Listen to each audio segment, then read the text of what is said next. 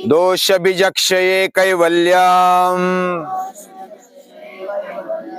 स्थान्योपनिमंत्रणे संगस्मयाकरणम पुनरनिष्ट प्रसंगात क्षण तत्क्रमयोः संयमात् विवेकजम ज्ञानम क्षण तत्क्रमयोः संयमात् विवेकजम ज्ञानम विवेकजम ज्ञानम कृतश्च पुनः पुनः करणम अभ्यास। किया हुआ बार बार उसको प्रैक्टिस करना या तो उसको अपने जीवन में लाने का प्रयास, यह अभ्यास है। और अभ्यास से हम अपने आप को संतुलित रख पाते हैं। उठने का भी अभ्यास है, सोने का भी अभ्यास है, खेलने का भी अभ्यास है। अभ्यास करना तो अभ्यास है ही। भोजन करने का भी अभ्यास है। हम बैठे वो भी अभ्यास है, कैसे बैठे। हम खड़े रहते वो भी अभ्यास है। कोई एक एक पैर पर खड़े रहते, एक पैर ऐसा तिरछा रखते। बाद में इस उम्र में तो कुछ नहीं लगता, लेकिन जैसे उम्र बढ़ते जाती है तो एक साइड में मोच आने लगती है, दुखने लगता है। फिर डॉक्टर के पास जाते, क्या हुआ क्या हुआ। अभी बैठने का, खड़ा रहने का तरीका अच्छा नहीं किया, झुकने का तरीका अच्छा नहीं हुआ तो दुखने लगा। अभी बाद में परिस्थिति ऐसे आ जाती है कि हमारे भी हाथ में कुछ नहीं होता, यानी हरे के हाथ में, खुद के हाथ में भी कुछ नहीं रहता। हमारा शरीर हमारा नहीं मानता, हमारा मन हमारा नहीं मानता, हमारे इंद्रिय हमारे नहीं मानते। हम एक बार ऐसे मिलने के लिए एक माजी आमदार के पास गए। उनकी उम्र लगभग 65 साल के ऊपर होने को जा रही थी, 60 के ऊपर। तो उनको मिलने के लिए गए। वो बीमार थे, बीमार से थोड़े बाहर निकले थे और उनको मिले। वो बोले कि मुझे जिंदगी अभी समझ में आने लगी। वो पान खाते थे और चबा चबा कर उसको फिर थूकते थे, तम्बाकू खाते थे। उन्होंने बोला कि मैं अभी पान बहुत ही मैं राजा हूं ऐसा समझकर मैं पान खाता था, बहुत ही लाल लाल मुंह हो जाता था और बहुत अच्छा लगता था। लेकिन अभी परिस्थिति ऐसी आ गई, मैं थूकता हूं तो बस बाहर नहीं थूकी जाती, मेरे ही शरीर पर थूकता हूं। मैं मेरे पर थूकने लगा, ऐसी हालत हो गई मेरी। हम तो दूसरों पर थूकते, दूसरा गलत होता है तो दूसरों पर थूकते। लेकिन वो बोलने लगे, आई भी मैं तो अभी थूकने लगा तो मैं मेरे पर थूकने लगा। मेरी थूकी लंबी नहीं जाती, मेरे पर गिरती है। अभी तो पान खाना मैंने छोड़ दिया। अभी अकल आने से क्या फायदा, 65 के ऊपर चले गए। अभी तो उम्र चली गई, अभी आदत जल्दी छूटती नहीं। लेकिन ये उम्र होती है बचपन की कि हम अच्छी आदतें डाले। आदत लगना भी बुरी बात है, कौन सी भी, अच्छी हो बुरी हो। हम कर्मकांडी बन जाते, हम ऐसा यंत्रवत बन जाते। लेकिन यंत्रवत भी नहीं बनने देना है, पूरे एक क्षण का, हर एक क्षण का आनंद लेना है। मैं बच्चा हूं तो बच्चे का आनंद लूंगा, खेलने का आनंद लूंगा, अभ्यास करने का आनंद है, खाने का आनंद है, व्यायाम करने का आनंद है, जल्दी उठने का भी आनंद है। हर एक बात में, हर एक क्षण का जो भी हमें चल रहा है उसका आनंद लेना चाहिए। कोई कोई ऐसा सोचते करे ये तो दुख है, अभी जो जी रहा हूं बहुत ही अच्छा नहीं है, स्वर्ग मिलेगा तो अच्छा होगा। किधर है स्वर्ग, मुझे स्वर्ग पाना है, मुझे अच्छा सुख पाना है। और ऐसे चक्कर में वो हाल में जो चल रहा है उसमें दुख भोग रहे। यानी हम जो जी रहे हैं वो बहुत ही दुखमय है, और जो आने वाला है वो स्वर्ग है, उधर हमें जाना है। कोई कोई विचार करने वाले बोलते हैं कि उधर क्यों रुके, फिर चले जाओ तुरंत, स्वर्ग में जाना है तो क्यों रुके इधर। हमारा जो जीवन चल रहा है, अभी जो चल रहा है, हमारे पास अनेकानेक क्षमताएं, आत्यंतिक सुख, आत्यंतिक आनंद, परमानंद लेने की क्षमता मानव में है, मनुष्य में है। हम उसको जानते नहीं। बच्चा कैसा होता है, बहुत ही छोटा है ना, जैसे उत्सवी जैसा, वो बस आनंद, देखने का आनंद लेता है, पंछियों का आनंद लेता है। उसको कपड़े कैसे पहने उसको लेना देना नहीं है। वो नंगा आया कपड़े पहना, उसको भी लेना देना नहीं है। उसको अलंकार है क्या नहीं, उसको भी लेना देना नहीं है। उसको बस पेट भर गया तो काम हो गया, तो आनंद लेता है। लेकिन वो अज्ञान से है।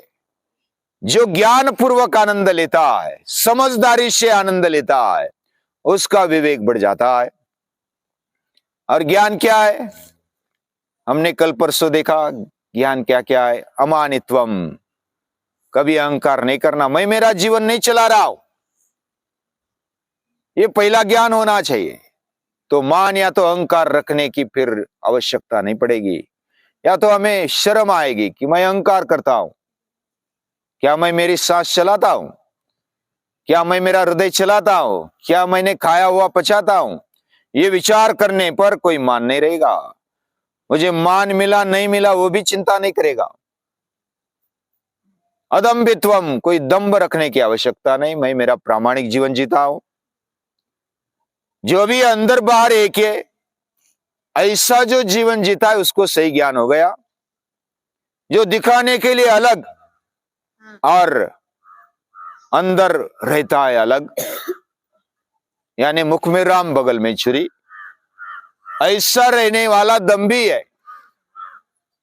वो जो दिखाता है उसको जो अंदर है छिपाने के लिए अनेकानेक प्रयत्न करने पड़ते हैं, और बहुत दम्भी होने लगता है।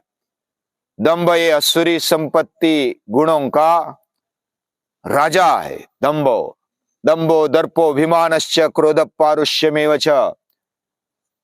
तो ये दंभ है, वो अलग अलग पाप हमारे से करवाता है। झूठ बोलना हो, कुछ गलत बातें करना हो, दूसरों को चुप करने के लिए कुछ कराना हो, क्योंकि मेरा पाप बताएगा, मेरी गलत बातें बताएगा, चुप रह जाने तो मारूंगा, ऐसी बातें आ जाती है। हिंसा करने लगता है, चोरी करने लगता है दिखाने के लिए, और बहुत सारी बातें, गलत गलत बातें होने लगती है। दंभ ये उसका सेनापति है गलत बातों का। फिर एक एक बात हमें समझ में आने लगती जब हम हर एक क्षण को शुद्ध चित्त से देखते हैं। वो अपने आप का अभ्यास करने लगता है। मेरा मन किधर जा रहा है, बुद्धि क्या सोच रही है, ये वो स्पष्टता से देखता है, तटस्थता से देखता है और जागृत रखता है। अहिंसा उसके जीवन में आने लगती है, स्वभाव होने लगता है कि मैं दूसरों को तकलीफ न बनो, ऐसी उसकी प्रवृत्ति होने लगती है। फिर उसका जीवन स्थिर होने लगता है, शांति रार्जवम, सरलता आने लगती है। वो बड़ों की सेवा करता है, जिससे भी कुछ मिलता है ना उसके सामने नम्र हो जाता है। छोटा है बड़ा है तो वो आदर पूर्वक रहता है। शुचिता आ जाती है, शुद्धता आने लगती है। हर रोज अभ्यास करने पर, हर रोज व्यायाम करने पर शरीर शुद्ध होता है। हर रोज प्रार्थना करने पर मन शुद्ध होने लगता है। हर रोज एकाग्रता करने पर हमारी बुद्धि और मन भी शुद्ध होने लगता है। स्थैर्य आ जाता है। आत्म विनिग्रह यानी पूरे खुद पर विजय पाने लगता है। खुद पर विजय यानी हम अपने कंट्रोल में रहते हैं, हमें ऐसा पराजित नहीं लगता। मैं मेरा जीवन जीता हूं, मुझे कृतकृत्यता लगती है, धन्यता लगती है। मुझे मानव जन्म मिला, एक क्षण मिला, ये आयुष्य मिला, ये परिसर मिला, वातावरण मिला, पृथ्वी मिली, मेरे जैसा भाग्यशाली कोई नहीं। और जो इंद्रियों से मिलता है, इंद्रियार्थेषु वैराग्यम, उससे वो मिला नहीं मिला वो चिंता नहीं करता है। वो आत्मशक्ति में रत रहता है। अहंकार नहीं रखता। वो सोचता है हर एक बात को, जन्म क्यों हुआ, मृत्यु क्यों है, इसलिए है, ये जीवन में क्या करना है, जन्म मृत्यु जरा व्याधि बुढ़ापा क्यों आता है, उसमें क्या करना चाहिए। पक्व फल भी बहुत मधुर लगता है। वो सभी तरह से समझता है व्याधि बीमारी क्यों है, क्या मकसद है बीमारी का, क्यों हम बीमार पड़ते, सभी ओर से वो अभ्यास करता है। जन्म मृत्यु जरा व्याधि दुख दोषानुदर्शनम, दुख और दोष भी वह देखता है, अभ्यास करता है, अनुदर्शन करता है। अशक्ति रण विश्वंगा पुत्रदार गृहादिशु, हम जो भी संपत्ति पाते, कुटुंब को साथ में रखते हैं, उसके प्रति वह बहुत ही सजग रहता है। सजग रहता है मतलब प्रेम तो करता है, लेकिन उसमें अटकता नहीं। अशक्ति रण विश्वंग, वह समचित्त रहता है। समचित्त यानी सुख आए दुख आए, कौन सी भी परिस्थिति आ जाए, उसमें समान चित्त, स्थिर चित्त रहता है। जैसे श्रीमद् भगवद गीता में स्थित प्रज्ञ के लक्षण बताए, जिसकी प्रज्ञा स्थित हो गई, स्थिर हो गई, ऐसा जो है उसके लक्षण है, वो हिलता नहीं, वो समान दृष्टि से देखता है। मैं मरने वाला नहीं हूं, मेरा देह मरता है, मेरा शरीर चला जाता है, लेकिन मैं शाश्वत हूं, मैं नित्य हूं, ऐसा जो मानता है। जो भी इष्ट आया अनिष्ट आया, उसमें समचित्त रहने का अभ्यास उसका हो जाता है। वह एकांत में सभी के साथ भी रहता है और एकांत भी उसको अच्छा लगता है। सभी के साथ रहने पर भी वो अपनी एकांतता महसूस, उसका आनंद ले सकता है, और एकांत में रहते हुए भी सभी के साथ रहने का भी वो आनंद लेता है। उसको खुद के अभ्यास में पूरा मजा आता है। मैं कौन हूं, मैं क्या हूं, ये समझने में उसको आनंद आता है। और मैं आनंद रूप हूं, मैं सत्य रूप हूं, मैं चैतन्य रूप हूं, ये समझकर उसको और गुदगुदी होती है। अध्यात्म ज्ञान नित्यत्वम तत्व ज्ञानार्थ दर्शनम, उसके जीवन में स्पष्टता आने लगती है। उसका तत्व ज्ञान, वो जो भी बातें मानता है अपने जीवन में उतारता है, और यही ज्ञान है। ये बहुत ही शॉर्टकट में हमने देखा, उसका अभ्यास करना चाहिए एक एक करके डिटेल में। हम अभ्यास करते हैं, हर रोज थोड़ा थोड़ा करते हैं, महर्षि पतंजलि को याद करते हैं, संस्कार निकेतन की पूरी टीम, विद्यार्थी हो या ताई दादा, पूरी टीम अभ्यास करती है, अपने जीवन को उन्नत बनाने के लिए प्रयास करती है। अभी ये जो रजत महोत्सव मनाने जा रहे हैं, ये भी साल, अभी ये 25वां उत्सव है, संस्कार संवर्धन उत्सव, उसके आगे आने वाला साल 25वां साल है। अलग अलग उत्सव होंगे, कार्यक्रम होंगे। उसमें वो कार्यक्रम इसलिए नहीं कि बस प्रदर्शन किया जाए, प्रदर्शन तो होगा थोड़ा बहुत, लेकिन उसमें एक प्रेरणा मिलती है कि हमारा जीवन और आगे बढ़े, हम समझदारी से आगे बढ़े, एक दूसरे के हाथ में हाथ मिलाकर आगे बढ़े, और हमारी शक्ति बढ़े, बल बढ़े, ऐसी कामना करते हुए ये उत्सव मनाने जा रहे, ये रजत उत्सव मनाने जा रहे। हमारा जीवन सदैव आगे बढ़ता रहे, ऐसे हमारे पूर्वज महापुरुष चाहते हैं। उनको याद करते हर रोज और उनको नमन करते हैं, प्रणाम।